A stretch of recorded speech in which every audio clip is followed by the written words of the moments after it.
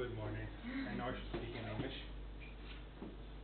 So my name is Johan. I'm a researcher at medical school, and I'm going to tell you a little bit about olfaction and chemosensation more generally. And so we'll have 4 hours, 2 this week and 2 in the next week, and I'll tell you what I'll tell you about in a few slides. I intentionally didn't let you have the PowerPoints ahead of time. I will give them to you, but I don't like the suspense element to be lost. There is some. I'd like your cooperation when we talk about this. So the first question that I feel like, yeah. Record? Yeah. What do I have to do? Thank you, sir. Yes, you can go ahead. Do you actually listen to those lectures? Because when I try to listen to the seminars, you never can hear anything really. It's very. You won't hear it on the Because they don't put this. Because they don't do it, but I do. But Okay. you can hear this in the back. Okay. Now it's okay. I mean, do you think We it's? hear you the same here. Yeah, but fine. If it opens there, It's on the little thingy. I don't know if there's a battery or anything. Okay, so do we really need a sense of smell? You know, we tend to think of smell usually as some luxury sense, and this is an example of some luxury things we like to do, like smell flowers and enjoy the aroma of food. I think we're also aware that smell is important for social interactions. So this is a pleasant interaction, and this is another example of a kind of a social interaction, but in this case it's not pleasant smell, but something that's important to know about. And this is connected to the kinds of things that maybe smell is very important for, which are foul or bad things. And another example is food. So spoiled food is something we might ingest if we didn't have a sense of smell telling us that something is wrong with this food. And of course, what is the most banal example of why we need our sense of smell? 2 of them maybe, in terms of dangerous things. What?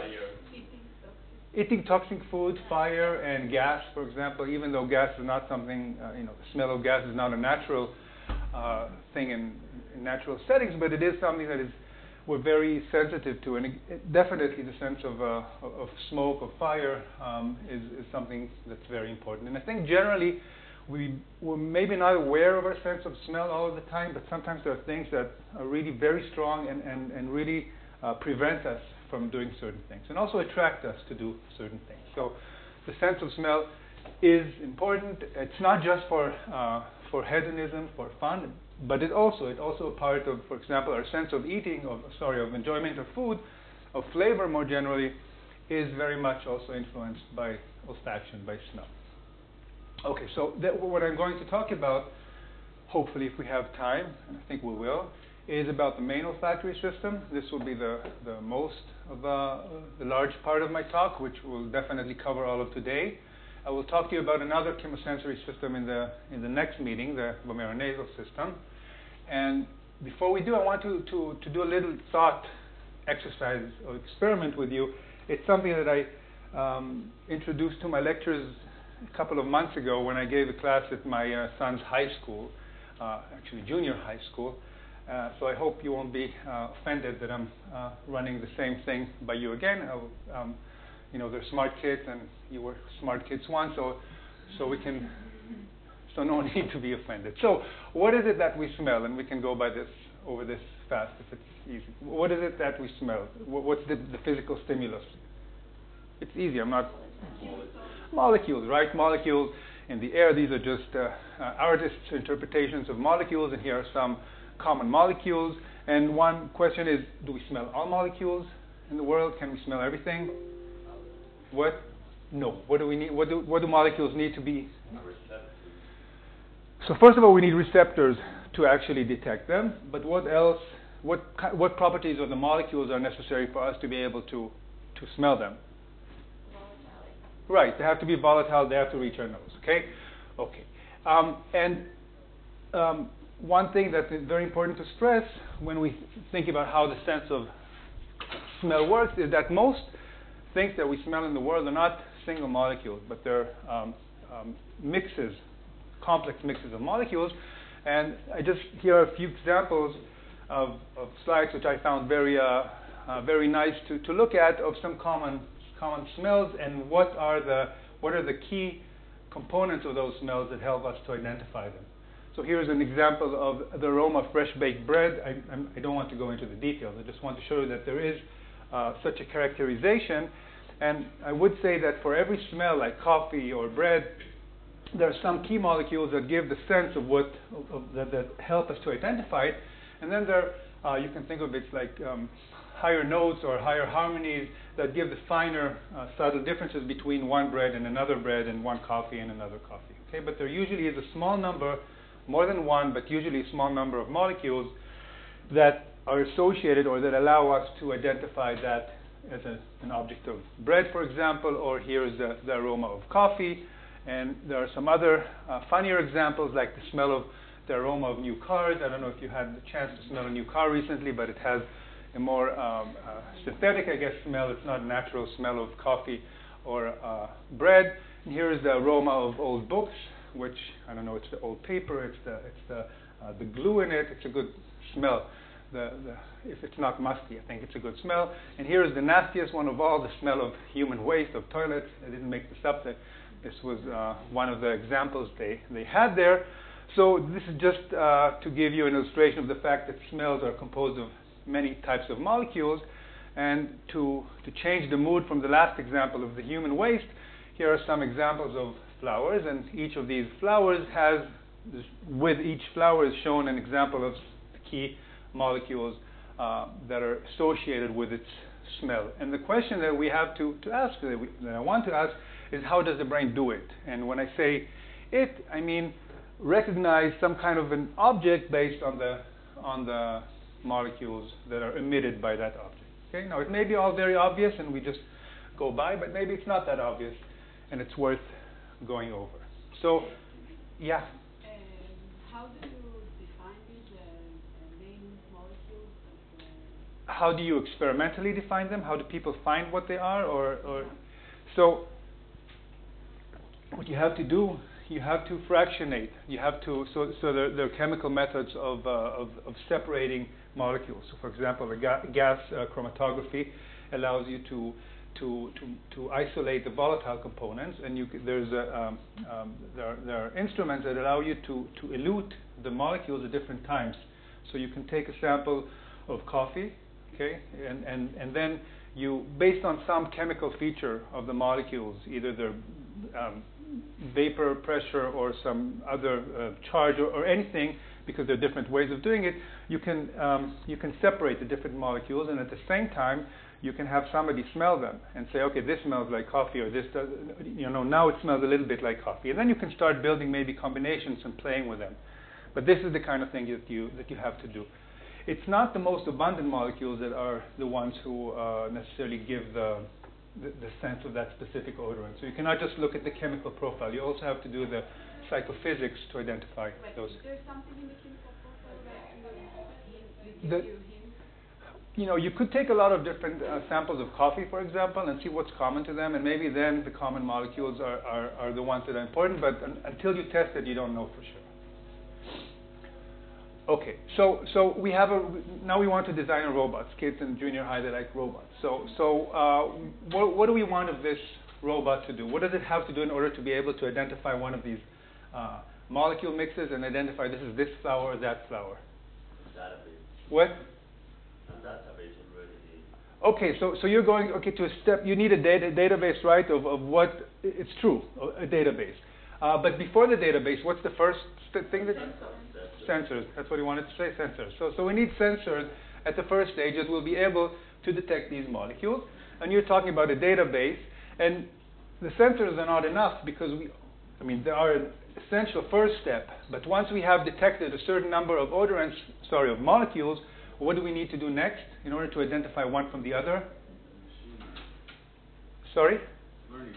Okay, learning, and I'll go quickly over this because if you're not answering me, it's probably because I'm not phrasing the questions clearly enough. But the idea is you need some stage that can identify which molecules have been detected, and based on that, assign it to the given object that you're interested in, or that the corresponding object. Okay, so we need sensors, and we need something that can identify the combinations of these active sensors. And here's an example of how this works. This is a very hypothetical example, but we have two fruits here, which are, what are these fruits? You know?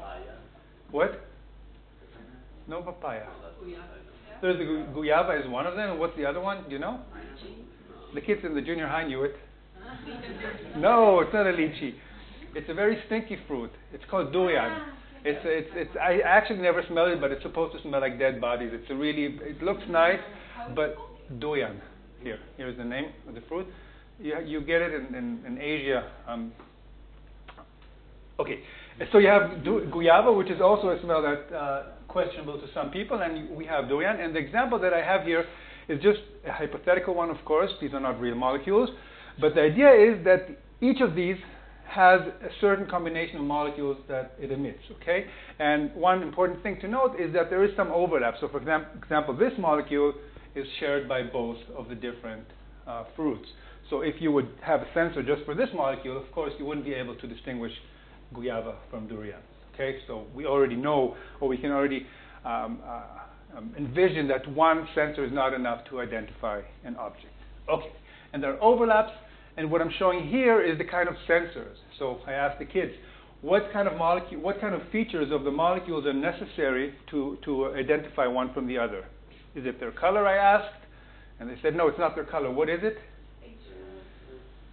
It's their like shape, right? It's their molecular shape, which eventually allows, not eventually, which allows the sensors to bind them and to be activated by them. And then here are some hypothetical sensors. So each one of them has a shape that fits to one of the molecules, and once it binds the right molecule, it's activated. And here's another sensor activated.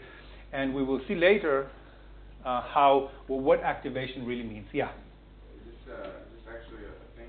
Is there an actual machine that can... There are actually machines like this. Know how to identify molecules and perhaps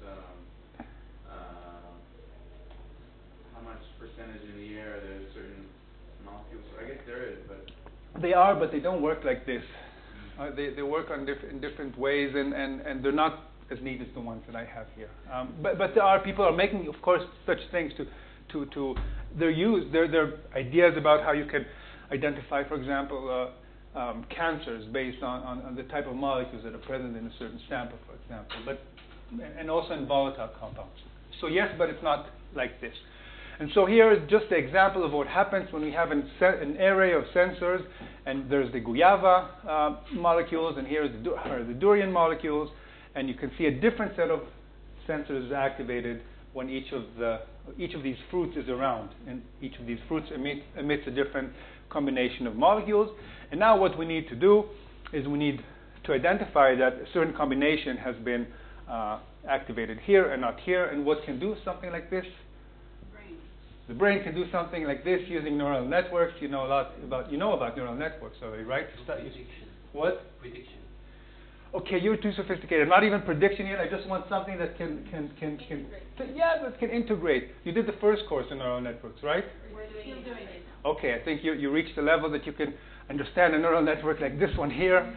It just gets these inputs and it's activated if all its components are active. Okay, this is still hypothetical, but as you'll see, it's not that different from what really happens in the brain. So we have a neuronal network, and now we can see how when a given fruit is present, then there's a given array of sensors, and if we have the right neural network, it will, let's say that this is some kind of downstream neuron, it will fire when we have a guayaba, and this one will fire when we have durian around, and so we solve the problem of olfaction really. So the idea here is you have a neuron for an object in the world? No, that's not what happens really in life. This is just in here, yes. Here you have like, you know, the concept of grandmother cells, yes. Right? So here you have, I don't know, fruit cells in terms of their order. Of course, it's not how it works, okay? But I think it's a good starting point to think of all the limitations that this model has. So let's think about what we succeeded in doing. We built a network that can identify objects based on their smells.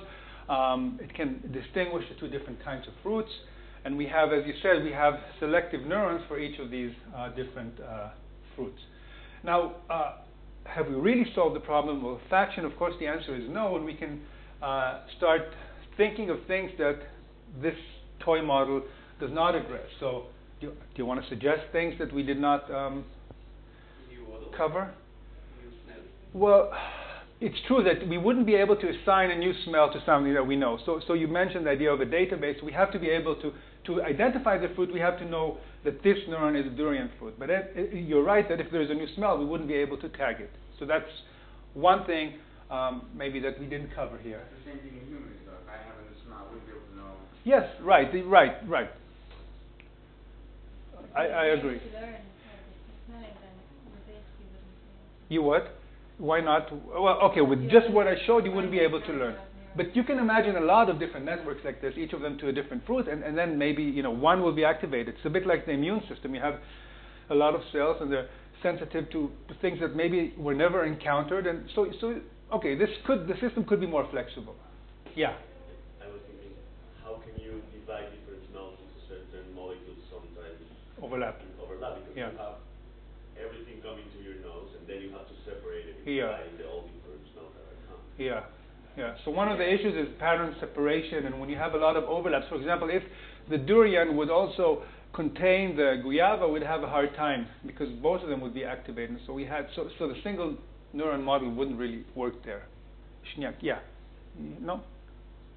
I was going to say that's all about machine learning anyway, so technically if it learns correctly, then it'll identify, even if it's obviously percentage-wise, but there's overlap, then you can still expect some kind of... You could still with machine learning, but okay. No. Okay. Ken. Different concentrations of the same thing? Right. So different concentrations, there are two aspects to it, actually. One of them is, and it's all written down here, one of them is we want to be able to distinguish between different concentrations of the same thing, right? We want to know if there's a lot of guava or a little guava. For example, if we want to track or avoid something. Another thing is that we want to be able to identify guava when there is along a wide range of different concentrations. You could think that there may be some molecules that are in very low concentration, okay, relative to the other ones, and only when you have a lot of guava in your nose, they will start to become active. So this issue of concentration invariance is a very important one, actually, and one of the issues that one of the big problems that the system has to solve, and one of the papers that will be presented addresses, touches upon this issue of achieving some kind of concentration invariance. Who are presenting the first paper? Noah and Libin? Okay. What? Okay, you're the second actually? The first one will be the retro-nasal paper? Okay, it doesn't matter. Really. No, it doesn't matter because everything will be after the class. Okay, so let's talk about these things that just mentioned them. Actually, I'm not really going to talk about them. Here is what you just brought up, the issue of concentrations and detecting across versus detecting different concentrations. What about detecting the absence of molecules? It's a little bit what we raised here with the issue of overlap, right? Maybe some odor is defined by not having some component, so we don't have any inhibition here, right, or suppression. This is something that's missing from the simple model. Yeah? Why can't you have, if the neurons that detect the molecules, they fire linearly... No, you could, of course, yeah. In this model? Yeah, we could. So in this, okay, so we can make the model a little bit more complicated or a little bit more elaborate, and then right. But then my sensors, they just had one binding site, so were either on or off. So we would need to change them so maybe they have a number of binding sites, and then and that's of course what happens actually in real neurons. And that's one way of achieving the ability to detect concentrations. Also, I just had one sensor here, right, of each. And if we have like, I don't know, 1 million different sensors of each kind, then the number that are occupied will give us some indication of the concentration. So that's another way to be sensitive. Okay, what about categorizing stimuli? This is the issue of maybe machine learning, because not all durians are exactly the same. They don't all emit the same set of molecules. There's a lot of variability. Or different coffees. They're not the same, right? I showed you the key ones, but we can still be able to say this is coffee and this is not coffee. And so there's some things that the system must be able to generalize, and also these neurons that identify one versus the other have to do it even in light of some noise in the system. That is the absence or maybe the excess of some molecules. And we didn't talk about learning. We didn't talk about noisy backgrounds. We didn't talk about adaptation, the fact that, you know, if we're constantly exposed to some smell, after some time we become less sensitive to it. So these are all things that happen and are good in the system and are not covered in this model. Also the issue of state dependence. What does state dependence mean? Can you give me... When I'm sleeping, I don't want to wake up because of the smell. Yeah, that's one thing, but let's think about more of states when you're engaged with the environment. It's true. I mean, there's some blocking. Right. What? לא שמעתי. When you eat, for example, when you're hungry, okay, your senses may become a little bit more, you're more sensitive to smells. And we know that the sense of smells, even at early stages, is sensitive to the context, the behavioral context in which we are in. So all of these things also play a role. I think we discussed, or I don't have any other limitations that pop to mind, but in case you do, you are welcome to say. Is it that we are more sensitive when we are hungry, or is it just the same stimuli because of like different, I don't know, reward system? I mean, something that is not directly related. There are also indications that already at the level of the first processing stage in the brain we become more sensitive. So it's not just the question is which stage there's a difference, and it's probably not the first sensory stage, but rather but an early processing stage, and not the very late stage of interpretation. Now, of course, all this was purely theoretical, and we didn't talk about the sensors. We didn't talk about how many we need, how many different types of sensors, how many molecules activate the sensor, though we touched upon this when we mentioned the issue of concentrations, and how do these sensors activate the higher level neurons. So this was just hand-waving or making up a model without any biological responsibility. And now let's see what really happens in reality. So this. Now we end the part of the thought experiment, and now we talk about what's really going on in olfaction. And I was told that you don't know anything about olfaction, right? That you didn't learn at least anything about olfaction here at ELSEC. Correct? Do you know about olfaction? Did some of you study about the sense of smell? Yeah? Okay, so olfaction. It all begins when odorants, let's talk about now human olfaction, the main olfactory system. And it all begins when odorants enter the nose, where they contact sensory neurons, which are in our olfactory epithelium, right, inside our nose. So what you see here is a sagittal section through a head. You see here the nostrils, and you can see the olfactory epithelium. And here you see an enlarged image of this section right here. This part here is the brain. This part is the olfactory bulb, which is the first brain region that receives information about smell, and we'll discuss this part. And these are the sensory neurons. Okay, so here you see some of the sensory neurons, and these little green things are molecules which are detected by these sensory neurons. And what we also have here are axons, and these are the axons of the sensory neurons as they enter the olfactory, as they reach the olfactory bulb. And in order to do that, they have to cross this bone, this cribriform bone in our head.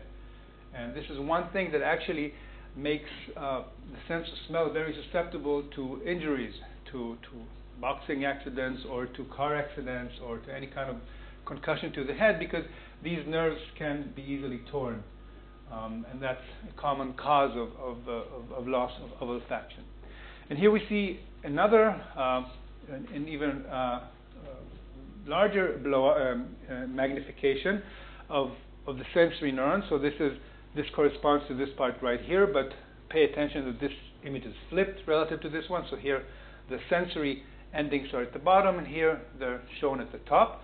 So what you have here is the mucus in the nasal cavity, and these little things are called cilia.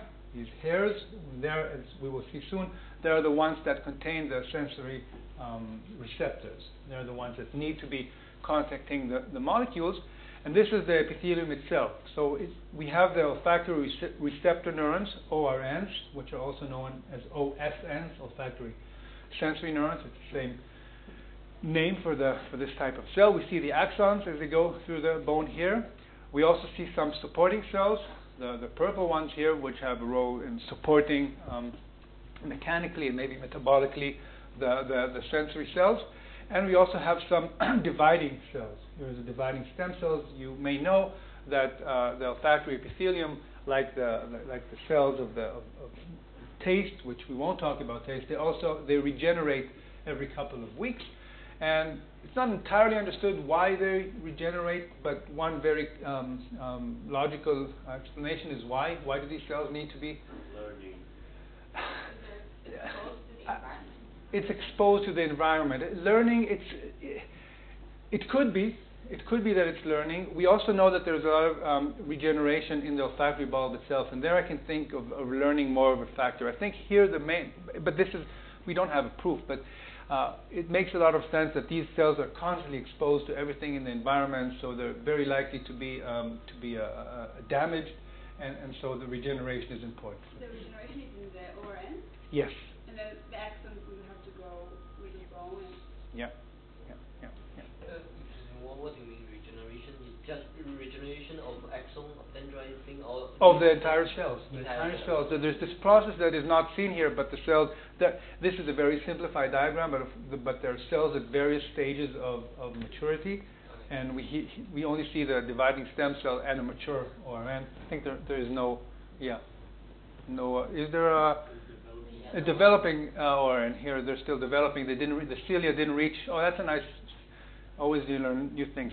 So this one here, you see the sensory index didn't reach the epithelium, and then the axon also didn't make it to the bone yet. So yeah. Okay, yeah. Is it like that in the olfactory bulb in many animals? Olfactory, we're not in the bulb yet. Not the bulb, sorry, the olfactory system, that you have the regeneration. As far as we know, yes. But it's been mostly studied in rodents. I think in dogs as well, the simple answer is yes. In terms of the regeneration, yeah. Just out of curiosity, how does the axons penetrate the bone? Like, are there holes? I don't know, but my guess would be that they follow other axons that are already there. So I don't know. I'm sure there are some people who really study the exact molecules, adhesion molecules. No, actually. My answer remains I don't know, but I think that it has a lot to do that the first stage must be assisted by the other axons. Not mostly, but yeah. Is the cilia an extension of the cytoplasm? Is a what? Sorry. The cilia is an extension of the cytoplasm or has receptors? It is, yeah. Yeah. We'll see it in a moment. Okay. So I just some things to mention, that they renew every 6 to 8 weeks, that we have polysaccharides and binding proteins here in the mucus, that it's sensitive to damage. I mentioned this with the bone here. And this slide is just to show you one aspect of olfaction that is important to note in humans, which is the issue of retro-nasal smelling. So we smell things as they come, as we inhale, but we also smell things, even though we're maybe less aware of it, when they come from from the rear of our nasal cavity. For example, when we're eating, and I'm sure you all know that when our nose is clogged, when we have some kind of infection, for example, we can perceive very poorly the difference between different foods, and we can also enjoy food much less. And what this is from a book that talks about the importance of smell for flavor, for the perception of flavor, and it shows the main point here is that in humans, the route of air from the back of the mouth to the nose is very facilitates the flow of air, whereas in other animals it may be less the case. And for example, in animals like dogs, their whole nasal apparatus is specialized for tracking. So their nostrils are built in such a way that when they breathe on the substrate, it brings up molecules. It kind of excites them and they come off the ground, and this helps the dog track. This is from a paper that shows that human can track too. It's a paper that made a lot of splash, a lot of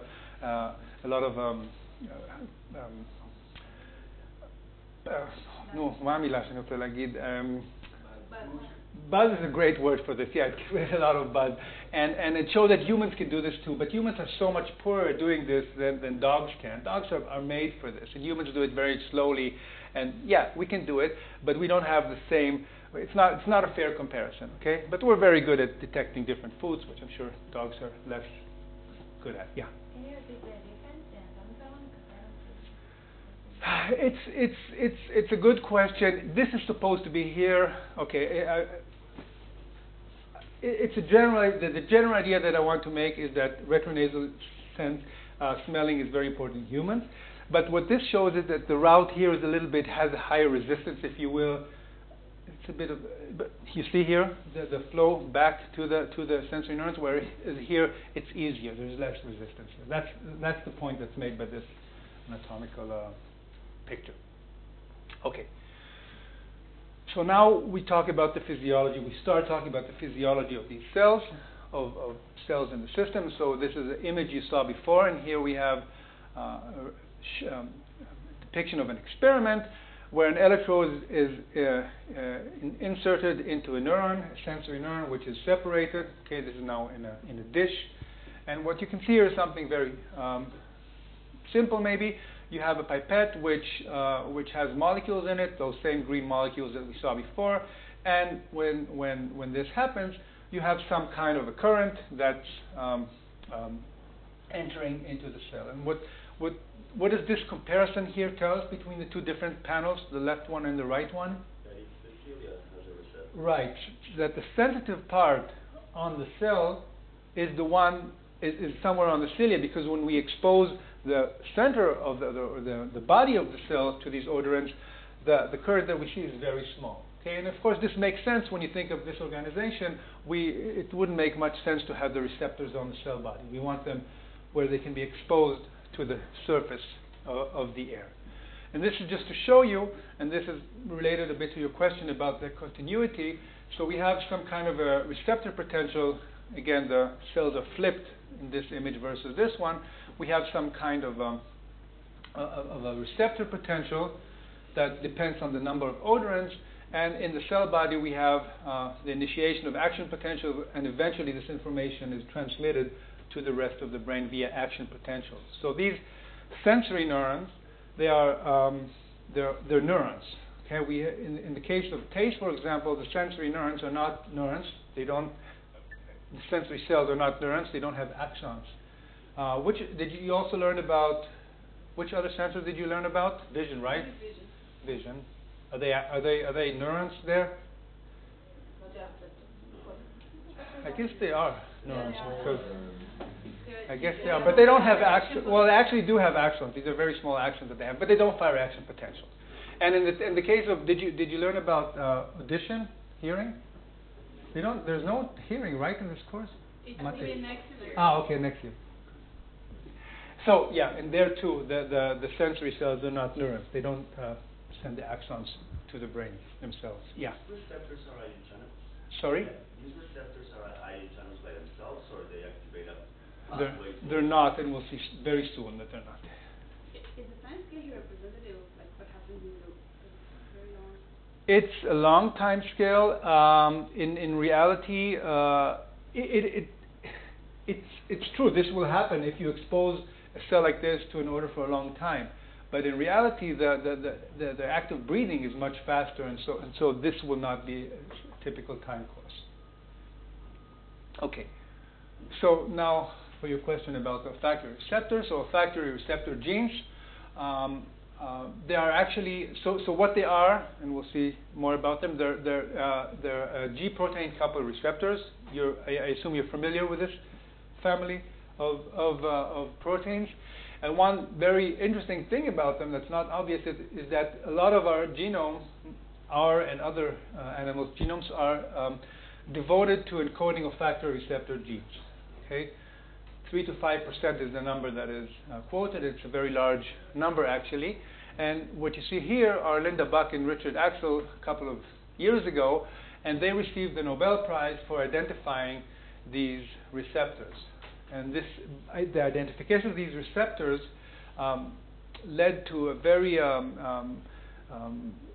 important advance, not just because of identification of the receptors, but having this knowledge allowed us, or other people, to understand the logic of connectivity and of odor decoding at the first stages of the system. So this was a very important step and a very important discovery about these genes. And what these genes are, you can see here one example. So they have just a very simple description of the gene. You have 7 transmembrane sections for this for these G protein coupled receptors, and the numbers of active or functional genes in humans in mice are about 300 in humans and 1,000 in mice. There's actually a larger number of neurons, but some of them are pseudogenes, which means that they cannot be translated into proteins.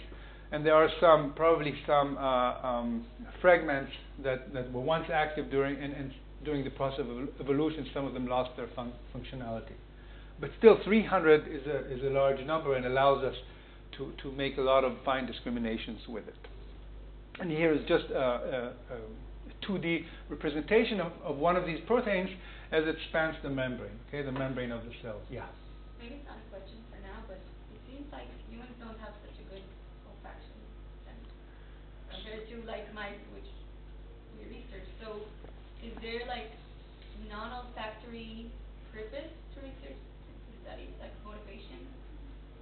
Why do we study olfaction? I mean, if humans are not so good in olfaction, maybe we lack the motivation. But first of all, I don't agree Okay. that humans are not good at olfaction. I also don't agree. I mean, people study electric fish, and humans don't have good electric organs. I mean, because so that another reason is that it's very interesting. I'm not going to give the whole spiel about how it's going to be relevant for other things, but humans are good at smelling. And there's another slide that I sometimes show, which shows the thresholds. And for some molecules, humans are better than dogs or mice, the stars of the animal kingdom in terms of smelling. And we're very good at distinguishing things. And we have to remember one thing. I will show you a slide soon that shows how small the olfactory bulb of humans is relative to the entire brain. When you look at the brain of a mouse or a rat, there it's like, I don't know what percentage, but it's much more prominent. But then our olfactory bulb is bigger than all of the mouse's brain. So, and size in a way does matter because it tells you how many neurons there are, and how it tells us something about the complexity of the computations. So, I think it is important to study it, and olfaction itself is important. Just a related question was not how good is the mouse? Mouse rely on their olfaction more than humans, and I guess most of the research is done on mice. So how do we measure how good they are? No, I'm just asking how good is this model valid? Because they use it more than humans. How Is mouse a good model to understand humans? You mean? in this specific context? So, it's again the same question. I think it is a good model to study humans because it has everything is overrepresented there, and so it's easier to study it. Like echolocation and bats. Well, echolocation is maybe not a good example because we don't have it in humans, but and we do know that many of the principles in mice are also hold in humans. So maybe it's a bit less elaborate in humans, but we do know that the principles apply as well. Okay, but this is a general question, and even Mati's nodding, telling me to continue. Maybe we should first start what is olfactory. Yes. Then we can Yeah. ask why should we. But how bad is it for humans to not have this sense? It's bad. Is it? It's okay. So there are anecdotal stories of people who lost their sense of smell and then they became depressed. So that's one thing. Okay. No, it's something that's part of the way we perceive the environment. Of course, the example you may die of a fire in your house. That's a very extreme example. So we can do without the sense of smell, but people also can do without the sense of vision and without the sense of addition. Be more It definitely. I'm not suggesting that olfaction is as important as vision. I'm suggesting that it is important, and not having it is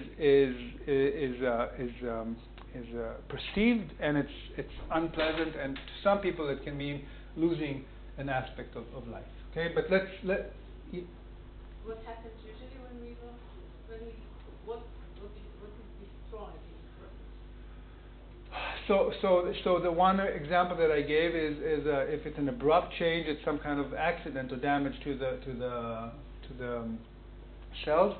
To the axons. I think this is the one example that I know that's an acute change. We may gradually lose our sense of smell in some degenerative diseases like Parkinson's disease, for example, or maybe after a lot of exposure to toxins. I don't know. I don't have any good examples, but it's something that can deteriorate with. And people who are born with it, how come they don't smell?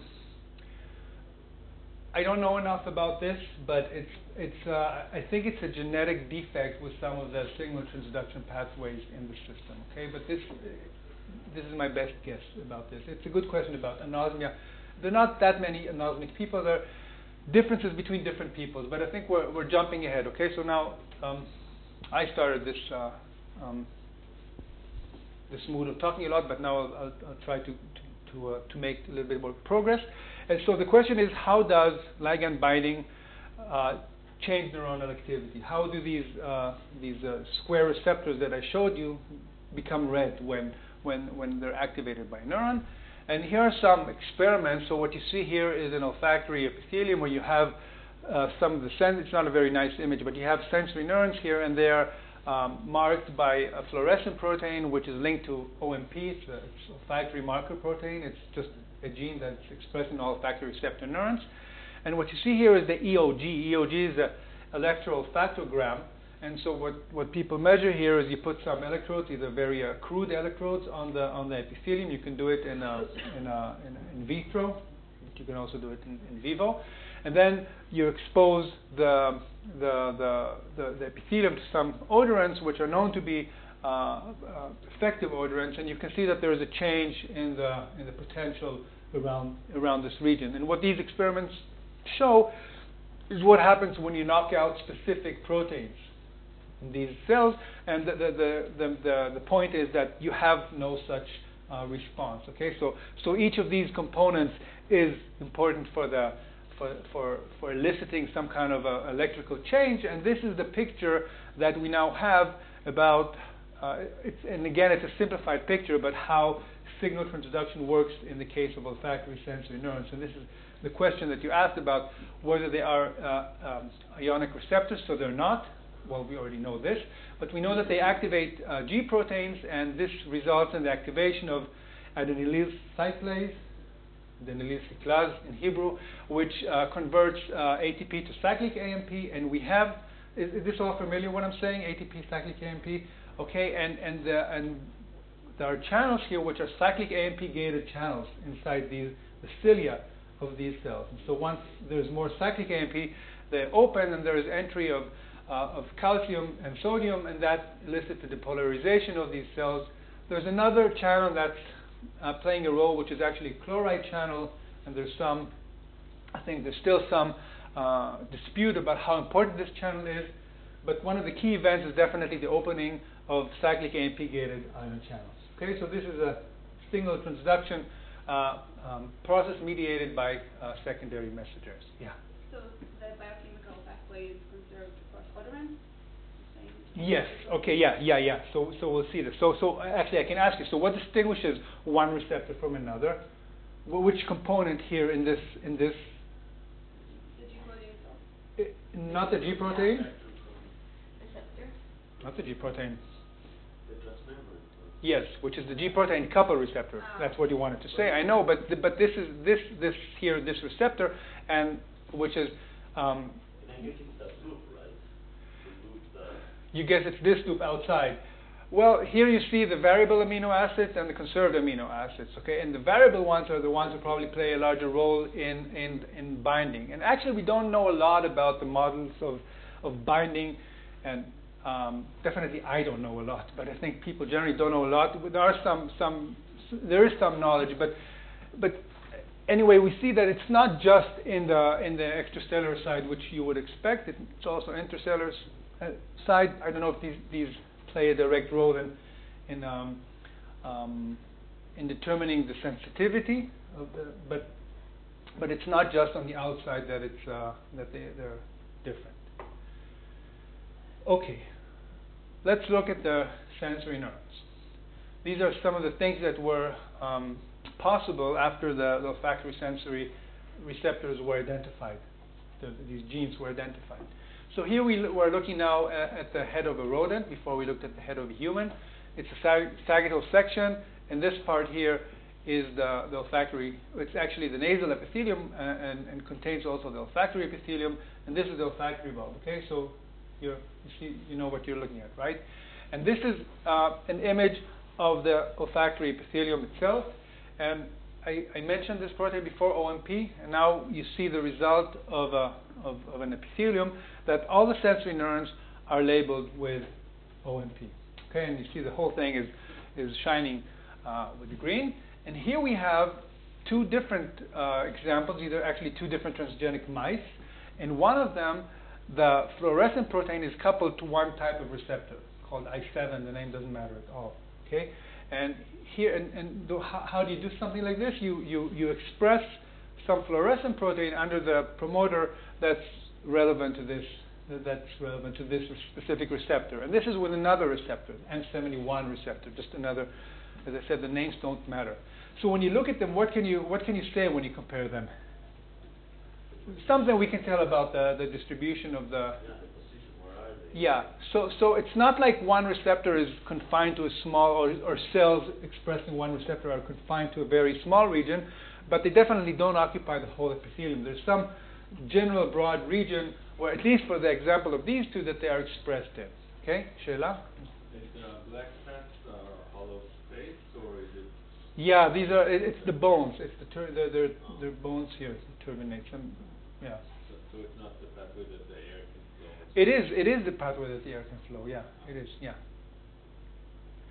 Okay, so this is the conclusion of what we just said, and this is just a graphical scheme showing the broad zones in which olfactory receptors are expressed. Their functional importance are not entirely clear, even though there is maybe some importance which we can see later. Okay. Yeah. Maybe I missed before I missed, but does every neuron express only one? You didn't miss it because, but we'll get to it. Here it is. Are they compactolized, like the similar receptors for similar molecules are in new ranges, places, or is it just a random? So we don't know for sure. We don't have enough knowledge about what the ligands of each receptor is. I'd be surprised if there is an organization. Okay, but as far as we know, there is no such general organization. And here's for your question about how because this is a very important question. And there's the rule, the one neuron, one receptor rule. So the rule is that each olfactory sensory neuron expresses one type of receptor. And it's even more extreme than that because each olfactory sensory neuron expresses one allele. There are two different copies of each olfactory receptor, and they may differ a little bit in their structure and also in their properties, therefore. And so there's expression. It's a whole area of research, of knowledge about the olfactory system, about the genetic control of which receptor is expressed. We will not touch this at all. I just wanted to say that there is this one active allele that's expressed. And of course, they're not just one receptor. There are many receptors expressed in each individual cells. And this is just something about the way that it happens. Once some receptor is expressed, it represses somehow. This somehow is still the issue of investigation, but it represses the expression of other genes. So now, what does this rule apply about the sensitivity of a single olfactory sensory neurons? What do we expect it to be like? Could you repeat the question? Yes, the question is actually, what does this, the fact that we have one sensory receptor type or that a single sensory neuron expresses one type of receptor, what can we predict about the selectivity of these cells to odorants? It increases their selectivity. Can we say that it will be selective only to one type of molecule? No, we cannot, because we don't know what are the interactions between them. Okay, and okay. Do we need to do this? We can. Yeah. Okay. So if we could detect only one monomolecular odorant, okay, if odorants now were simple single molecules, and each receptor was an on or off thing, how many different molecules could we detect then, based on the number that we have in humans? What? 300, right? Because each one is sensitive to only one, and so we would be able to detect only 300. And the fact is that we can detect many more single molecules, different single molecules in 300, and this tells us already that probably each receptor can be activated by more than a single odorant. So it's actually a question of how many different odorants we can detect. There was a science paper claiming that it's in the order of 10 to the power of 12 or something like this, and then there was another paper saying or pure. No, not pure combinations. That was about combinations. Okay, and then there was another paper saying that the math is all wrong, but still that the math in the science paper is all wrong, but still the number is very large. Okay, the number of different odorants that we can distinguish. And the pure odors with one molecule can do more than 300? Yeah. I don't know how many, but definitely more than 300. Yeah. And do we know what will be the different response? Can we predict them? You mean, or no, like we know if two molecules activate the same receptors, how can we distinguish between them? If two molecules activate the same receptors exactly in the same to the same extent, we won't be able to distinguish them. You're saying that we can do more than 300, right? Yes. And there are 300. So let's go a bit more and see how we think the system is working, and then maybe it doesn't answer your question, then we'll discuss it then. Okay. So what I want to say is that there are a lot of different odorants that we can detect. I'd actually like to skip this part and show you the experimental results of responses of single neurons to different types of odors. Do we take a break, right? We can, yeah. It's up to me. So we'll take a break soon, but let me maybe finish this part, then we'll take a 15-minute break, and then we'll adjust the time accordingly. So what we see here is similar to the image that I showed you before, where we had one cell, and we saw that you need to activate the cilia in order to get a response. Here we take different sensory neurons, each of them has a different color, and you can see the response of we have three different cells. They're called receptors here. The meaning is different types of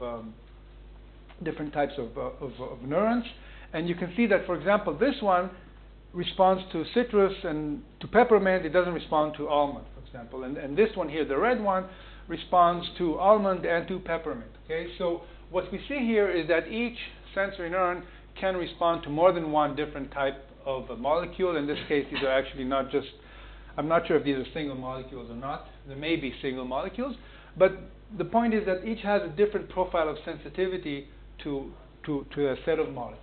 Okay, so this answers the question whether one receptor is very, very highly selective to one type of molecule, and the answer is no. There's some differential sensitivity of the system. Do they make sure that the different molecules have the same molecule? I don't know if they made in this specific example, but you can, if you do this with monomolecular odorants, you can do this. And I think this is actually with monomolecular odors. It's citrus, but there is a citrusy, one citrus, citralal, I think, or citronal is the molecule that they use for this. Okay, so yeah, the answer is yes for your question. And so Are you concentrated for 5 more minutes, or you want to take a break now? Okay, let's take a break now. And meet in 15 minutes?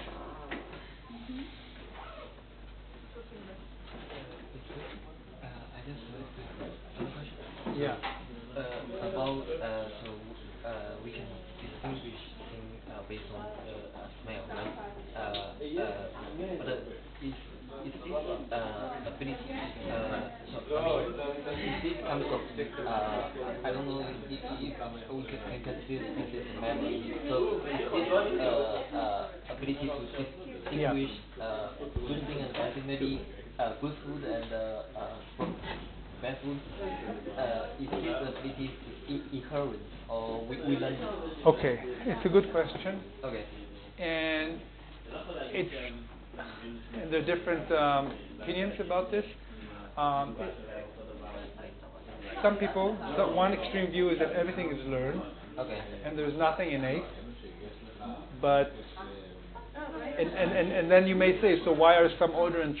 We do know that some things are really inherently bad to us, and then the answer would be that it's not mediated by the this olfactory system, but we also have the trigeminal nerve. Yeah, the trigeminal system. It's another sense. It's like sensory neurons that are not part of olfaction, that are in the nasal epithelium. Okay. And they're like to acid or to ammonia. Okay, we can also detect like So these so it may be that there's activation of these neurons which immediately elicit some kind of an aversion. On the other hand, we do know that in mice there are some odorants, like the predator odors, for example, that make them immediately avoid them. Okay. So the answer is, at least in mice, we know that some things are innate. There is innate. In humans, we don't know for sure. I think most of us think that there is something innate, but we don't have a good proof. But for the mice part, so do you know where they encode this kind of innate memory? Well, the encoding is what we believe is happening is that sensory cells that are sensitive to specific molecules, they project to a certain region in the brain, which elicits avoidance. לא, האמת שלא, כי אני שתיתי בדיוק לפני. תודה. They project to a certain part in the amygdala, for example, that's associated with predator avoidance. And this triggers the response of, we don't know that mice, what they feel, we just know that they run away or avoid this. So it's like hardwired to a behavioral response that's avoiding. Okay. Does that answer the question? Okay. Sure.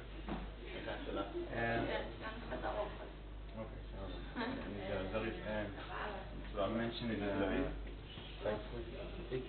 AMP. I figured everyone else did, so I was going to buy יש it. AMP, גלין מונופוספט. מה זה אנרגיה?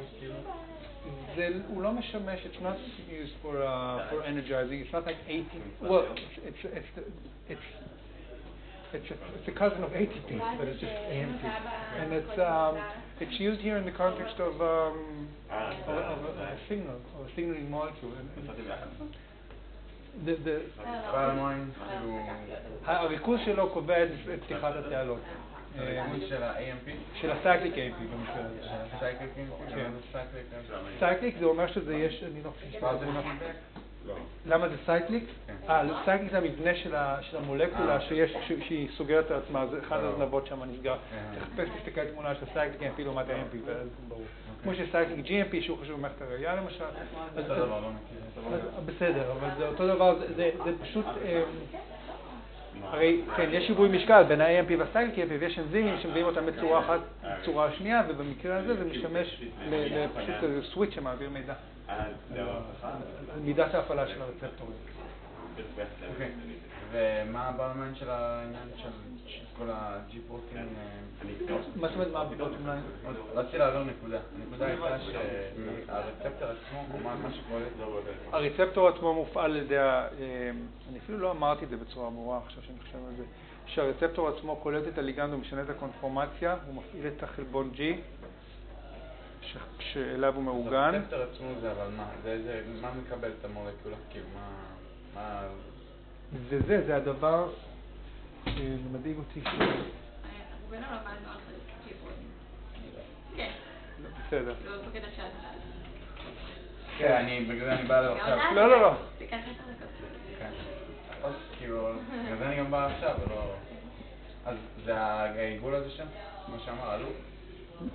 זה החלבון. כן. The receptor on the cell membrane. And once it binds to the molecule, let's say here, conformation is changed, ואז זה גורם להפעלה של החלבון G, פה יש חלבוני G, אנשים לומדים את זה הרבה. זה מה שראית מקודם. כן, אתה קורא לו זה עיגול, הדבר שהיה שם, בסדר? עלוב על הממברנה, אבל כל החלבון הזה, חלבון טרנס-ממברנלי, מפעיל את חלבון ה-G, יש כל מיני סוגים של חלבוני G, ויש כל מיני סוגים של דברים שמושפעים מהם, בתאים שונים זה עובד אחרת. במקרה הזה, בתאים האלה זה מפעיל את האנזים שנקרא אדניליל סיקלאז. סיקלאז כלומר שהוא הופך אותו לסיקלי, והאדניליל עובד על אדניל, אז הוא לוקח את ה-ATP בעצם והופך אותו לסיייקליק AMP. אוקיי? עכשיו הסיייקליק AMP לא רואים שהוא סיייקליק פה, זה רק סכמטי, ואז הוא נוצר והוא פותח את התהליך. בסדר? זה התהליך. שינוי קונפורמציה, הפעלה של חלבון ה-G, הפעלה של האנזים, יצירה של סיייקליק AMP, פתיחת נהלות.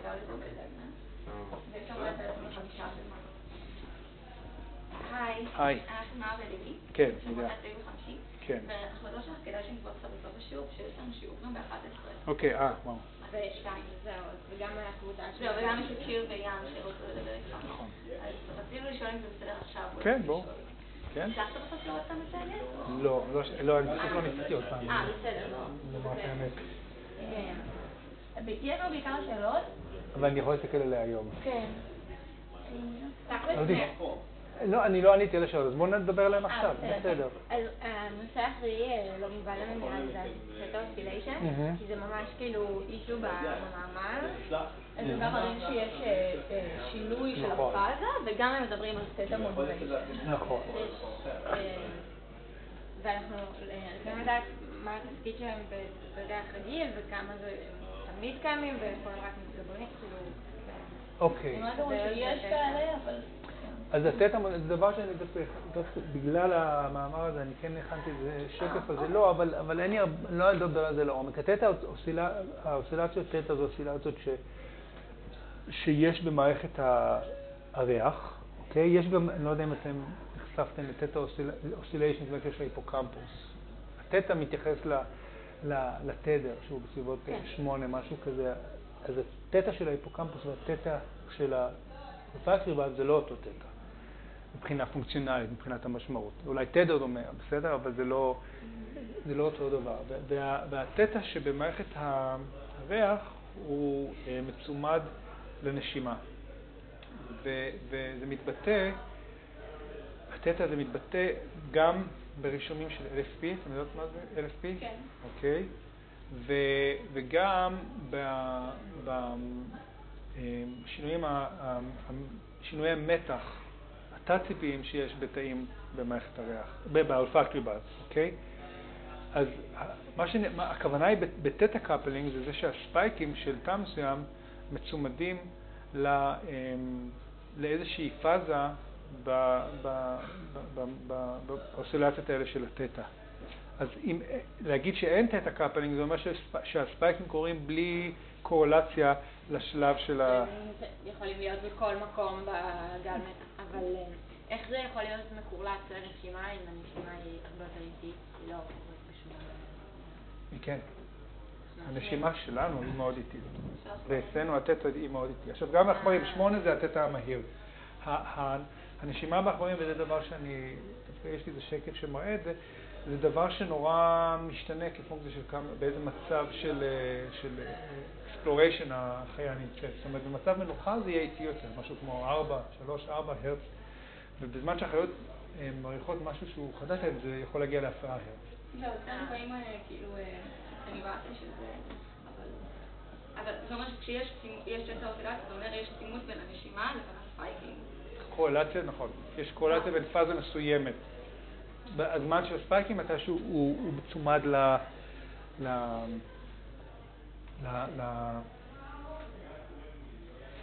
לפאזה מסוימת של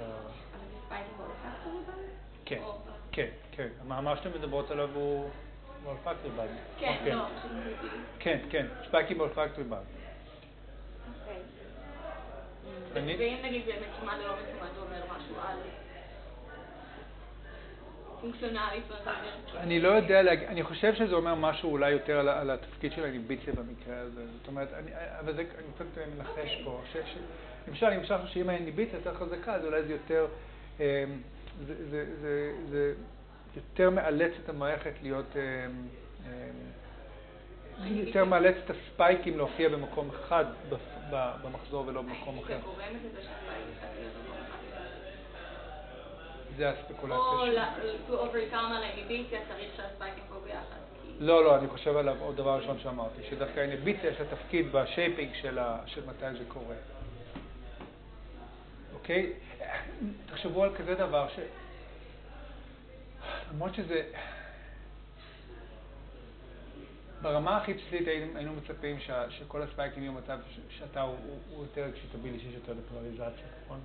אז אפשר לחשוב שאם יש למשל יותר, אבל שוב, אל תיקחו את זה כתורה משניים מה שאני אומר, אבל שיש יותר איניביציה, אז זה מצמצם את המקום שבו הספייקים יכולים לקרוא, ואז יכול להיות את הצימון. זה לא חייב להיות איזושהי מודולציה של סינכרון, זה פשוט הזמן שיש.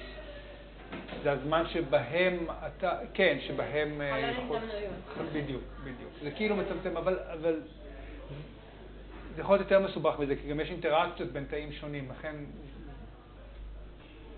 אני חושב שהם די מתארים את זה ברמה הפנומנולוגית פה, והם לא מדברים על עומק, וזה כי הם לא יודעים, כי לא כך יודעים. יש גם ויכוח לגבי מה המקור של התטא הזה, האם זה משהו שהוא קשור אך ורק לאינפוט הסנסורי, או האם זה גם משהו שנובע מתהליכים שקורים שבאים במערכת העצבים המרכזית. סך הכל, התהליך של הנשימה זה דבר שיש תאים שיוצרים אותו בגזע המוח, אז זה לא לגמרי ברור מה זה התטא הזה. לא ברור אם למה זה טוב, אבל... אוקיי, השאלה השנייה שלנו היא לגבי, שבמאמר, זה המונוקלונל, עם M71. כן. והיינו שמשתמשים הרבה בטטופנון, וזה משהו שגם נמצא בשתן, ושאולי קשור להתנהגות סכרתית. אנחנו גם יודעים שיש ביטוי שלו בהורמונז על אורגן, אבל בכלל לא מדברים על הפינור. אז היינו עם זאת ביקורת לגיטימית, שלכם? כן. או שאולי אנחנו לא מבינות שבכלל גם ככה אין קשר בין המערכות ברמה הזאת, או... זהו, יש אינפוט של ג'ינול לאולפקטורי בד, או רק לרספטור לאולפקטורי בד. תהייתם עם עוד במה? אם יש אינפוט מה-VNO לאולפקטורי בד, אז זה רלוונטי, אבל אם יש לו רק לרספטורי, זה לא משנה. אז בגדול אין לו, בסדר? תמיד יש את המאמר שאומר שאולי קצת יש איזשהו קשר, אבל לא. בגדול זה מערכות נפרדות, והרישום שלהם הוא, כמו שאתם תראו, אחרי שאני מדבר על הרצף במאורנזלית, הם לא מפעילים אותה בניסויים שלהם. בשביל להפעיל אותה צריך להתאמץ כדי שיהיה ערעור של המערכת במאורנזלית. מה זאת אומרת להתאמץ? יש הפעלה ספציפית שצריכה להשרות, ולכן זה לא ביקורת רלוונטית למאמר הזה. כמו שגם, הם אפילו לא הראו שיש לא שם דברים כאלה. היה שחזרו את ההבדלים בין... כן, אבל לא בעלים. הבדלים מאוד עדינים שהם מראים, שזה רק בהבחנה בין ריחות שהם דומים אחד לשני מתחילים לראות הבדלים. אבל בגלל שנגיד הם לא... אם אליהם התנהגות חברתית מוזרה, אולי זה אומר שגם שם יש איזשהו עיכוב, כי האמא הטלפנון בשטח זה יכול לקרוא משהו בעיות. יש פה מהם שעות? לא יודעת, מאוד שונים. זה אחד לעזור. כנראה שלא, אז כמה כן. אוקיי. והדבר האחרון זה שהם במאמר עשו מלא כזה, אוקיי, רצו לבדוק משהו, אז הם לקחו את זה גם את הדברים שרצו, את המעט, ואז עשו לו קורות ברידים עם משהו שמבטא מפגעת קרי או כל מיני. כן, מלא, הם לא בדקו את זה, הם תמיד עשו עוד מניפולציה גנטית, ועליה בדקו, ואז תהינו כמה זה גם בסיסי וכמה זה לגיטימי, גם. להשוות בין החברים עליי. זו שאלה שאין לי תשובה חד-משמעית עליה, כי א' זה דבר שכולם עושים. זה נורא קשה להימנע, אתה לא יכול להימנע מזה, כי יש זנים שונים יש להם תקריא דרייבר וזנים שונים וזה. ההנחה היא שהעכברים מאוד דומים אחד לשני, אבל ההנחה הזאת היא לא נכונה. אנחנו יודעים שכן יש הבדלים בין זנים שונים באיזה רצפטורים הם מבטאים. לכן זאת נקודה שהיא כן חשובה. אני חושב שחלק מהדברים שהם מראים הם כל כך כלליים וחזקים, והם לא מדברים על איזושהי הבחנה. זה תמיד תלוי באיזה מסקנות אתה מסיק. אם הם היו אומרים משהו על יחס בין שני רצפטורים מאוד ספציפיים, אז זה היה מאוד בעייתי לפי דעתי. אבל אם מדובר פה על משהו כל כך כללי שמדבר על... וזה בכל זאת, זו מניפולציה מאוד גסה הרי שנעשתה פה. אז אני חושב שזו ביקורת לגיטימית שלכם, אבל אני רוצה לחשוב שהיא לא כל כך משמעותית בעבודה הזאת. שאלתי למה אולפקטורי זה מעניין. לא, אני לא נעלמתי, בסדר. אבל א', באמת אני חושב שזה מעניין. באמת כהתנהגויות מעניינות. בכלל, המערכת הוומרונזלית שאותה אני חוקר, אין אותה בבני אדם. פנויים בשעות האלה. מעניין.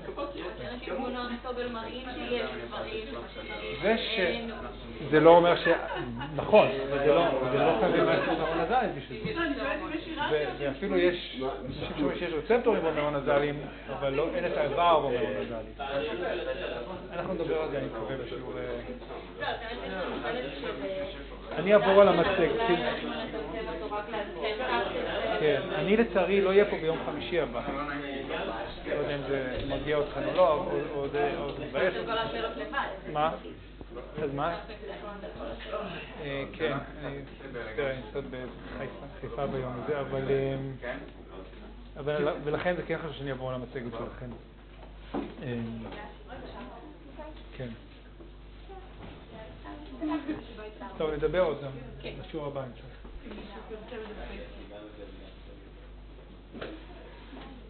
מתי, אז מתי יש לי?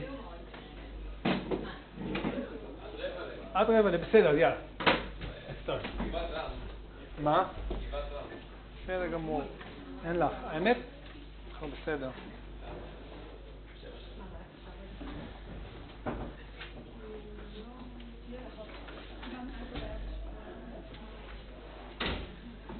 So, since you're so interdisciplinary, I hope that if something is unclear to some of you, that I say something that everybody is familiar with, but you're not, so you're welcome to come to me and ask me, as someone did. I welcome that.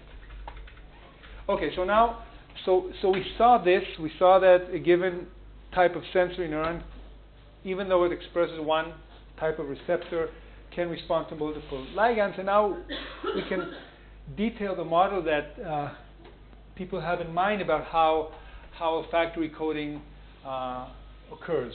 Okay, and this is a schematic model. And what we have here are several different odorants. They're actually similar chemically. They vary in, their side group, their hydrocarbon chain. And we have different odorant receptors. Each of them, so these are the G protein couple receptors from before, right? And each one has a different color just to indicate that it has a different sequence and therefore a different selectivity to odorants. And this graphic shows us which receptors are activated in response to each of the different odorants. Okay, it's a very simplistic diagram because we just have an on or off type of activation. We don't see a graded activation that actually does occur. And the point is that each odorant can activate multiple receptors, and likewise each receptor can be activated by multiple odorants, corresponding to what we saw before. And one way to understand this model, actually one additional thing that's worth saying, is that molecules may look very similar structurally to us, at least when we look at them this way, but they may have a very different perceptual quality. Sometimes even two enantiomers of the same stereoisomers of the same molecule will have very different perceptual qualities to them. Okay, so fine differences in molecular structure can be translated to major differences in perception. Yeah. I wanted to ask about how much there is correlation between the perception and the activation of receptors. There is a correlation, but we can say generally there is a correlation. The exact details of it are very hard to, I think, to say, because it differs for different receptors and different ligands. And so here's a schematic, again, explanation. It shows the same thing, but I like this one a little bit more because, or I like this one in addition because it shows us how it can work. And here, each odorant is described by several little elements. We can think of them as epitopes or something. So, for example, this one has the half circle and the square, and this one has the square, the same square, and this, I don't know, this kind of two triangles. And here we have different receptors. So how many different receptor types do we have here? 4 different receptor types. And just to see that you're with me. And when you see each odorant activates a certain combination of those receptors, depending on which epitopes we have that that can activate these receptors. So this one is sensitive to a square. This one is sensitive to the half circle. And if they're activated, they're shown in color. Okay, just to make sure that it's clear. And when we say that there's a combinatorial code, we mean that it's not enough to look at one receptor to know what the odorant was, even for a monomolecular odorant. Because remember, I started by saying that each odor is a very complex mixture of molecules. But here we're even talking about one single molecule, and still we need a combinatorial code. One sensory neuron is not enough. And just to give the example, if we look at this receptor, when it's activated, we cannot know which of these 8 different ligands activated it. We can just, half the number of possible ligands that actually activated it. We have to look at all 4 receptors in this case in order to know for sure which odorant activated the system. And this is the notion of the combinatorial code. That is, we have to look at a combination of receptors in order to know what the stimulus was. Yeah. Is it just a combination, or would a single receptor also react differently in different odors, like in pattern? So it's definitely, you're definitely right. It's not just on or off here. There's an issue of magnitude, and there's also, and we'll see this, there's also an issue of timing. So it's, if you just count the number of spikes, and they may be similar for 2 different odorants, but if you look when these spikes occur relative to breathing, then you may see differences. So it's much more complex than this. But the idea is still the same, that you do need to look at multiple receptors. But you can get more information, you're right, if you look at finer aspects of the response. Combinatorial code. Okay, now we go to the next stage and we look at the olfactory bulb. Okay, so here, again, we see the olfactory epithelium, as you saw before. It's another image, very similar, nicer one actually, a different type of labeling. But again, we see labeling of sensory neurons that express one type of receptor. Okay, so this should be now similar to what you saw before. And now I'm going to show you the results of an experiment of actually, this is a mouse, and now we're going to look at the olfactory bulb of this mouse. And the question is, what kind of pattern of labeling will we see in the olfactory bulb? Right? What could one possibility be of such an experiment? When you look at when we are going to cut, we're going to look at the olfactory bulb of this specific mouse. Sorry, on the olfactory bulb of this specific mouse. We have these sensory neurons that send their axons to the bulb. What can we see when you do such an experiment? That it's some neurons, or that it's in all of them? Yes, it could be everywhere. It could be limited to a certain region, right? So we don't know. There's no way of knowing until one does the experiment, and this is what you actually see. So here, this is where the bone is, okay, and this is already the olfactory bulb, and you see here that all these axons actually converge to a certain location in the olfactory bulb. And if you make a coronal section, so a coronal section means that we cut from here, right, from top to bottom, and we look at one level in the olfactory bulb, we see this the dark parts here correspond to where these axons converge to. We see that there's a convergence into these little balls, which are called glomeruli. Glomerulus is single, glomeruli is plural. And what other feature is obvious when we look at this? What other feature of the organization? It's bilaterally symmetric, right? So just you understand this, right? This is the circumference of the bulb. This is top, this is bottom, this is the midline. And in this case, for this specific receptor, we see that the glomeruli are located in the medial part of the olfactory bulbs. Okay, so there is a convergence of these axons into these structures. I should have shown you this before. This shows you what kind of section we're looking at right over here. So this is a conclusion that we just mentioned, and we just said that they are located in glomeruli. And I didn't say that the glomeruli, as you can see, they're located on the surface part of the more superficial part of the olfactory bulb. Okay. So we have 300 of them? It's perfect timing for 300. We humans, would we have 300?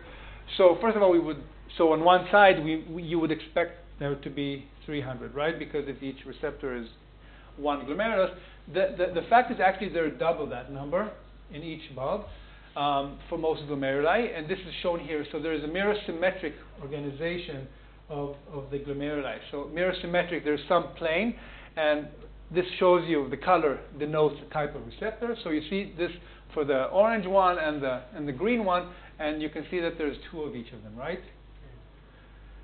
Do you have any idea what could... How come we didn't see it in the previous slide? So how come you didn't see it in the previous slide? Because this shows you just one anterior posterior location, and if you cut more, you may be able to see that the glomeruli a little bit to the front of the bottom. So they don't necessarily have to be in the same rostral caudal position. This is why.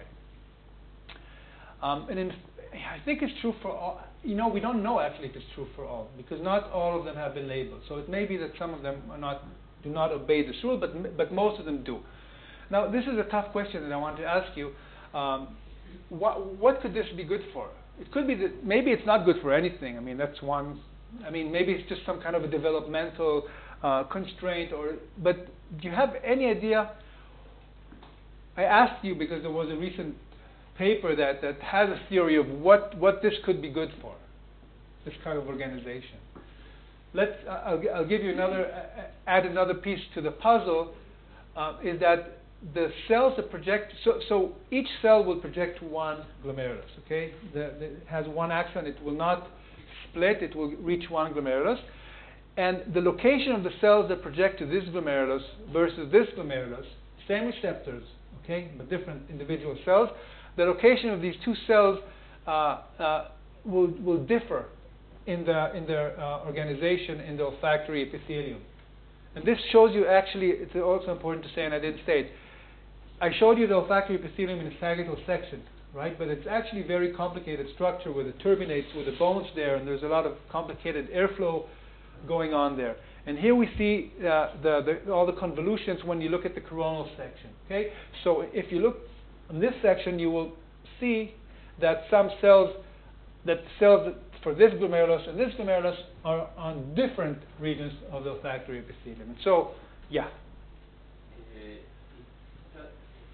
It's able to distinguish between ריכוזים שונים, ריכוז גבוה יגיע עמוק פנימה, וטיימינג שונה יגיע בטיימינג שונה פנימה. So, very nice. I mean, very... כיוון של נשימה, כשאנחנו נושפים אוכל ממשהו שאכלנו, זה יגיע לנקודות שונות. That's smart. I didn't think of this, and I don't think they thought of this, but very good. So if the dynamics of the airflow is not homogeneous across this structure, and your system can distinguish this, this might be useful. And the idea that they had is the idea of different concentrations. So when you have a higher concentration of odorant, then you may be able to activate some cells that were not activated with a lower concentration because it didn't reach them so effectively. And your idea is a very nice one about the retro-nasal and the ortho-nasal breathing, and that may be a way to distinguish these two. I like this idea a lot. What was the idea exactly? The idea is that if there, it's a hypothetical idea that says that when you breathe in and when you breathe out, the path of the air is different. Okay, and based on and some of these cells will be at a position that's more accessible to air coming in, and some of the cells will be more accessible to air coming out. Right? This is the idea. And with this, and this will allow whoever is reading this information to know if this was now a result of retro-nasal or ortho-nasal breathing. So, yeah. And the location of the glomeruli is similar across the different mice? Or Yeah. I smile because you're leading me to the next one. Yeah, like the more basic thing, is this hard-coded or like the connections, or is it? I wonder if it's the next slide, right? So why don't you let's wait with this answer, okay? I'm going to give you an answer for this. Okay, so olfactory bulb is the first relay of the olfactory system, and now we look at the, so I just showed you the glomeruli. Now we're going to look a little bit more. I mentioned this before, right, that the olfactory bulb of the rodent, in this case a rat, is very big relative to the entire brain as compared to a human, but I also said that humans' olfactory bulb is larger than an entire mouse brain. I don't think it's true for a rat brain, but it is larger than a mouse brain. And here we see a side view of the olfactory bulb in rodents. So this is nothing new anymore. And now we're going to look at responses, physiological responses to stimulation. And these experiments, we're looking at, these are called intrinsic images, intrinsic imaging, which is sensitive to the oxygenation level of the blood. So it's a very crude physiological method. It's an old method, but still these are informative experiments. And what you see here when you give, the experiment has a camera that is sensitive to this wavelength, and it views the olfactory bulb after a part of the skull has been removed, and the animal is anesthetized, and odorants are given to the animal.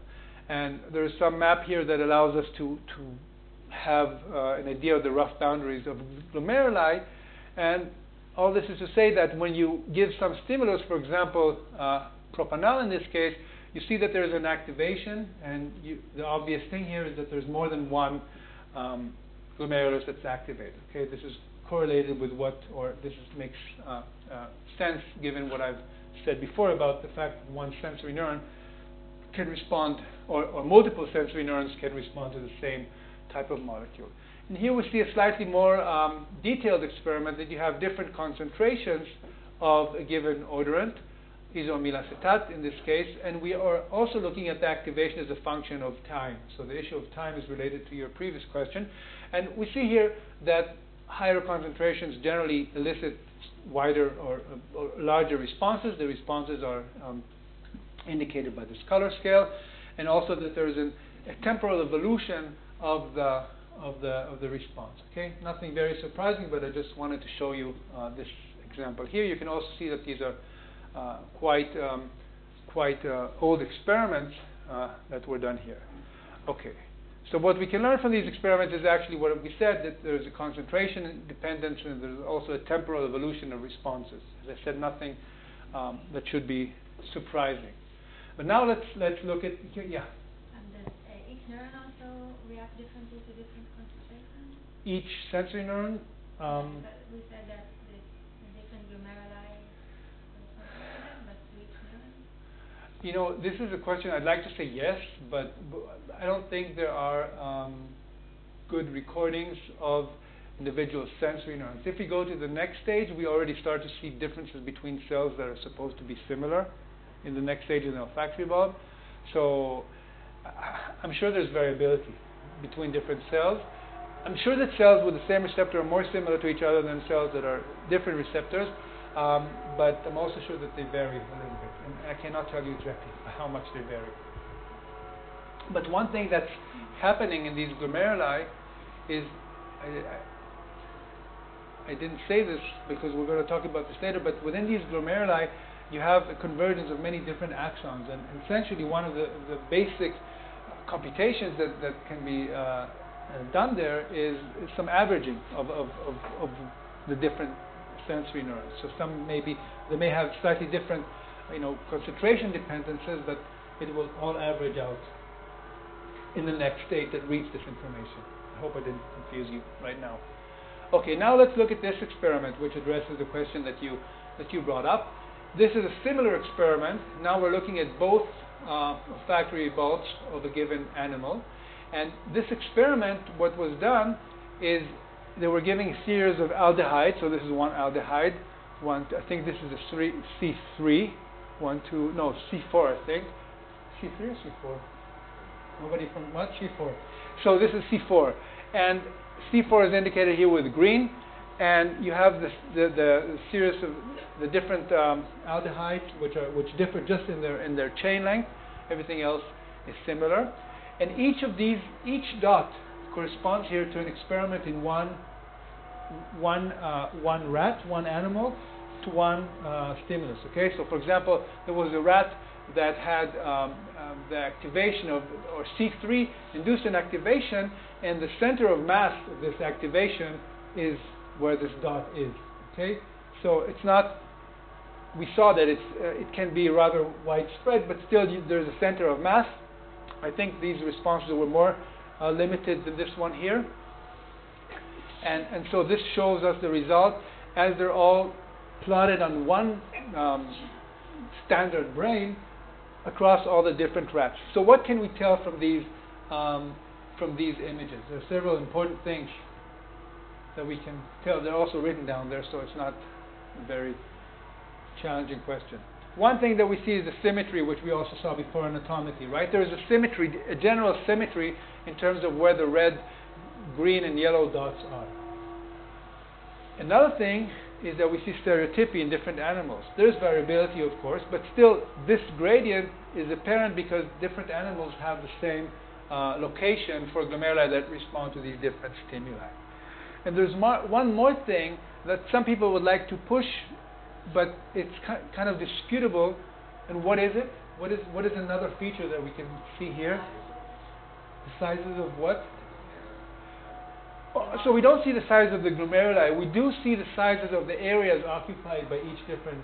So this is a point that I wasn't thinking of in this context, but it's true that there's kind of a if we think about so vision you learned, right? So there's right in V1 there's some overrepresentation of the retina, for example, and it's a common theme in sensory systems that important aspects of the sensory world are overrepresented. So you raise a good point. Maybe it's very important to be sensitive to C3 relative to C7.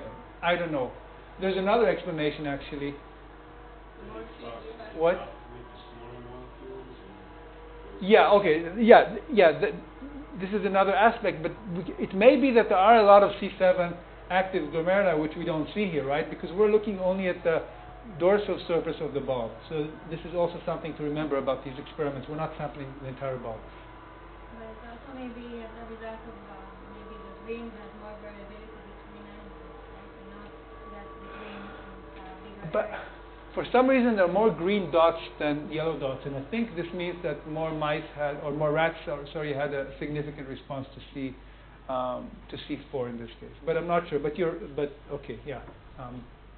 It could be. If they were all in the same place, yeah, then it would just be more concentrated rather than less sensitive. But another issue is the issue of chemotopy, which means that there is some representation of chemical space on the surface of the bulb. So the relevant chemical feature here is the side chain length. And some people, some groups would like to promote the idea that there is some kind of chemotopy on the olfactory bulb. But then other studies have showed that this idea breaks down when you look in finer resolutions. And also if we think about this, why it's obvious that it cannot really work if you push it. Why is that? Because the surface of the bulb is two-dimensional, right? So you can think of two parameters that it's easy to go along. So in the case of the cochlea in the ear, we have tonotopic mapping because we have frequency and it's a one-dimensional thing, and it's easy to map it on a linear structure. Here we have two dimensions, but the dimensionality of the olfactory world is very high, right? There's no easy set of parameters of describing a molecule, and there are databases that try to show, they actually describe the chemical structure, and there are a very large number of descriptors. So of course this is something that you cannot neatly arranged on the surface of a two-dimensional bulb, and this breaks down. However, it is interesting in the context of your question that there is stereotypy between different individuals, and in other studies where they did a more rigorous characterization, not just these aldehydes, but a large number of molecules, and they gave each glomerulus the profile that depends on the molecules to which it responds to. There's actually also similarity between rats and mice.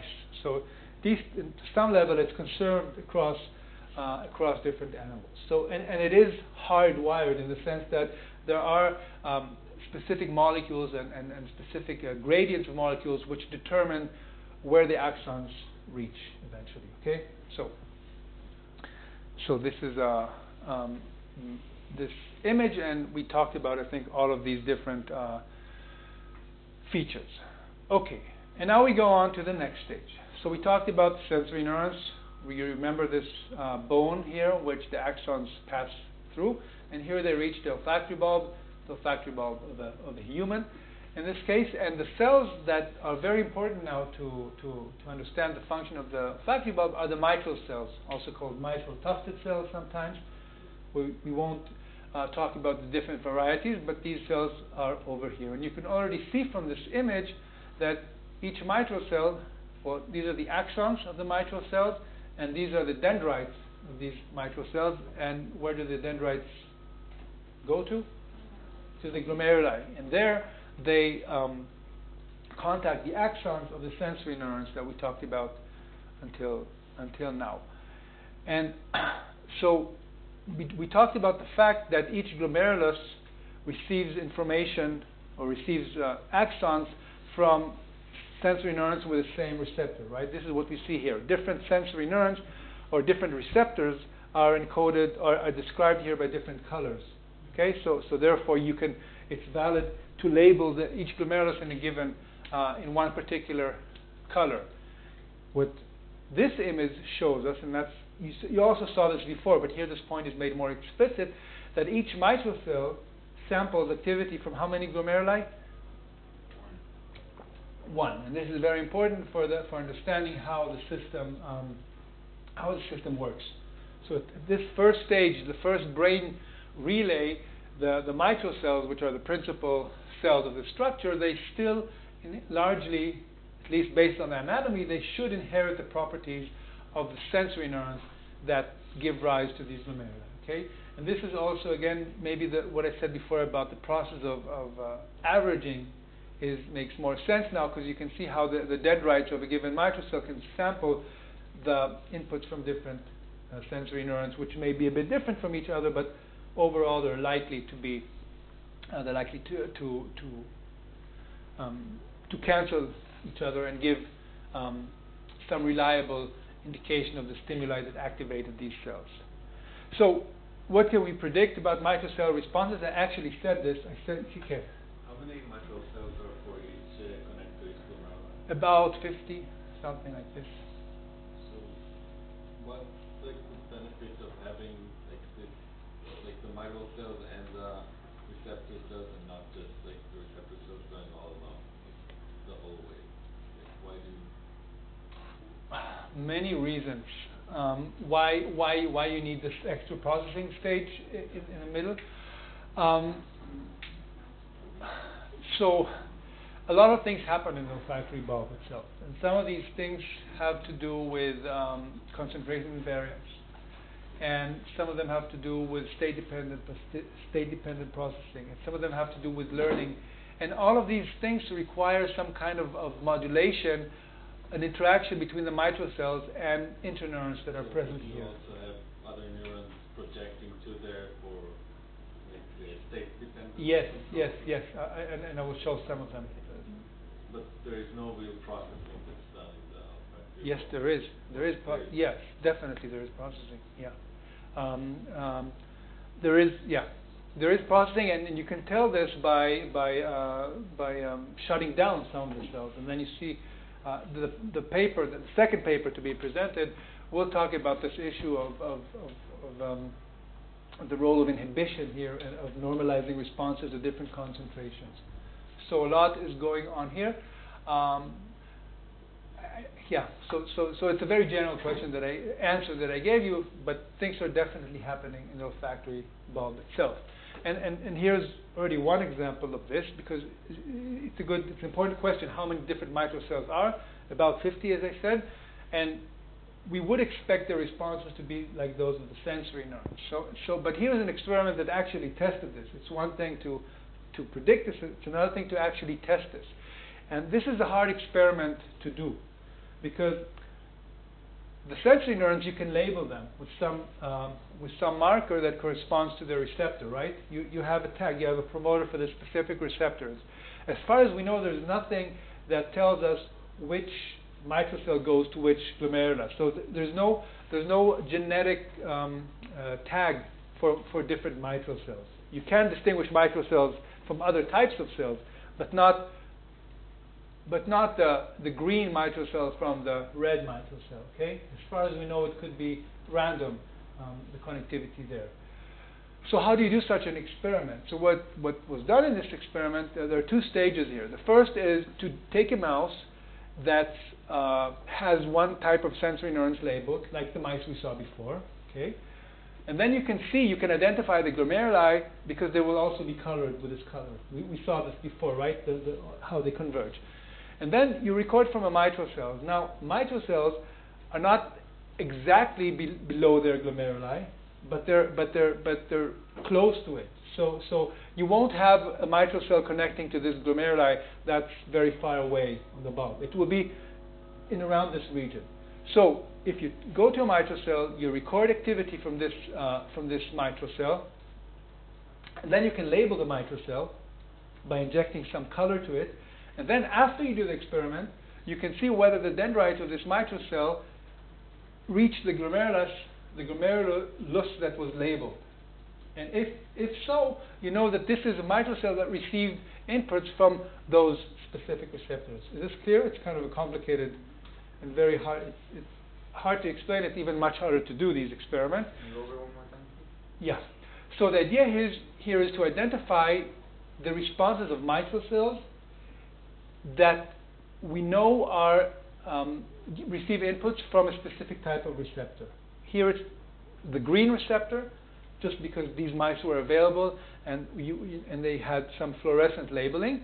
And so the experiment they do is you record from a mitral cell. You still don't know whether it's connected or not. At the end of the experiment, you inject some dye to it, and then post-mortem you look at the you see whether there is indeed a connectivity between them. These days, with two photon microscopes, you can do you can do this also in vivo. But that's at this stage they did it like this. Okay. And now the question is, what are the responses of these mitral cells? And one important thing to say is that these sensory neurons, what is known about them is that they're very sensitive to heptanal. Okay, to this molecule right here. And now they took these, the mice were exposed to a large number of odorants, about 80 different odorants, something like this, almost 80 in this example, and they sorted them, and the response to heptanal is shown here in the center. Never mind exactly how they arranged their responses. What is heptanal? This molecule. Yeah, what? I mean, it just activates the micro. It activates the sensory neurons. That's what we know initially. It's the molecule for which it's the most potent ligand identified for these specific sensory nerves. There may be others that are even more potent, but this one is known. I'm finishing the slide and we'll end here. And so then they looked at the responses of these mitral cells to a large number of odorants, including heptanal. And the point is that each of these three different cells, so these are very hard experiments to do, as I said, so the sample is not large. Each of these cells is, of all the odorants that it was tested with, is most sensitive to heptanal. That's one important finding. But another finding is what, if you look at this? What can you say about the different mitral cells? Are they all identical in terms of the response to everything? Not exactly, right? Some, I don't know, for example, this one, this odorant, or this one right here activates this whatever this odorant here is, number, I don't know, 13 or something, activates this cell but does not activate this cell. Or this one right here is pretty prominent, activates this cell but not these cells. So there is, despite the fact that they all receive information from the same glomerulus, they have some different pattern of response when tested with other stimuli. And the reason for that probably has to do with interactions that these cells have with other glomeruli, which is mediated by other interneurons in the bulb, which I haven't discussed yet, and which are seen here. And so we'll stop here, but I just, what I'd like to end with is that I've described so far a very simple interaction, sensory neurons, mitral cells, and to the rest of the brain, but in reality there are several types of interneurons. Here you see the two basic, or not basic, but the two best known and most prominent. But if you look at a more detailed schematic, you see that there is actually a very complicated combination of cells in this structure, which therefore which we know has to do a lot with the different types of information processing going on here. And you can also see that there are inputs coming from other regions of the brain, not just outputs but also inputs, which can be related to learning or to state-dependent modulation. That's it for today. See you on Sunday.